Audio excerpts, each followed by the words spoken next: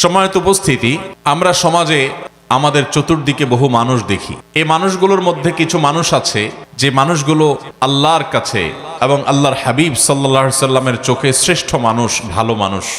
আজ আমরা নবী করিম সাল্লাল্লাহু আলাইহি সাল্লামের চোখে তাঁর দৃষ্টিতে 11 শ্রেণীর শ্রেষ্ঠ এবং ভালো মানুষ, নবীজির চোখে সবচেয়ে প্রিয় এবং শ্রেষ্ঠ ভালো মানুষগুলোর পরিচয় আমরা আজকে জানব। যে মানুষগুলোকে নবী করিম সাল্লাল্লাহু আলাইহি সাল্লাম বলেছেন খায়রুন নাস, আহাব্বুন নাস, আহসানুকুম, তোমাদের মধ্যে সবচাইতে ভালো লোক, তোমাদের মধ্যে সবচাইতে শ্রেষ্ঠ মানুষ, তোমাদের মধ্যে সবচাইতে উত্তম মানুষ। এই কথা বলে নবী সাল্লাল্লাহু আলাইহি সাল্লাম বিভিন্ন হাদিসে বিভিন্ন চরিত্রের কথা উল্লেখ করেছেন। এই চরিত্রের মানুষগুলোকে আমরা আজকে পরিচিত করাবো আপনাদের সাথে, আল্লাহ যদি আমাদেরকে তৌফিক দান করেন। 11 শ্রেণীর মানুষের কথা আমরা জানি বিভিন্ন হাদিস থেকে। এই মানুষগুলোকে নবী করিম সাল্লাল্লাহু আলাইহি সাল্লাম শ্রেষ্ঠ মানুষ বলেছেন, সর্বোত্তম মানুষ বলেছেন, সবচেয়ে আল্লাহর কাছে, আল্লাহর হাবিবের কাছে প্রিয় মানুষ বলেছেন।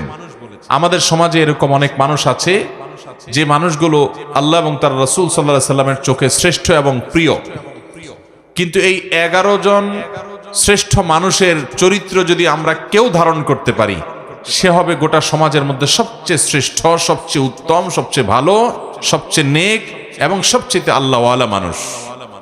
আমরা সবাই চেষ্টা করব তো সেই গুণগুলো সব অর্জন করার। আমি এখন একটা একটা করে 11টি গুণের কথা, 11 জন মানুষের 11টি গুণের কথা উল্লেখ করব। আমাদের কাজ হবে আমরা নিজের সাথে সেটাকে কম্পেয়ার করব, তুলনা করব, যে সেই গুণগুলো আমার মধ্যে কতটা আছে, কতটা নাই। এই 11টি গুণের 11টি যদি কারোর মধ্যে থাকে, তাহলে এই হবে সমাজের সবচেয়ে উত্তম মানুষ, সবচেয়ে টপ লেভেলের শ্রেষ্ঠ মানুষ, সবচেয়ে ভালো মানুষ। আর এই 11টি গুণ যার মধ্যে যত কম থাকবে, এই গুণগুলোর মধ্যে যত কম সংখ্যক গুণ যার মধ্যে থাকবে, সে শ্রেষ্ঠত্বের বিচারে তত বেশি পিছিয়ে।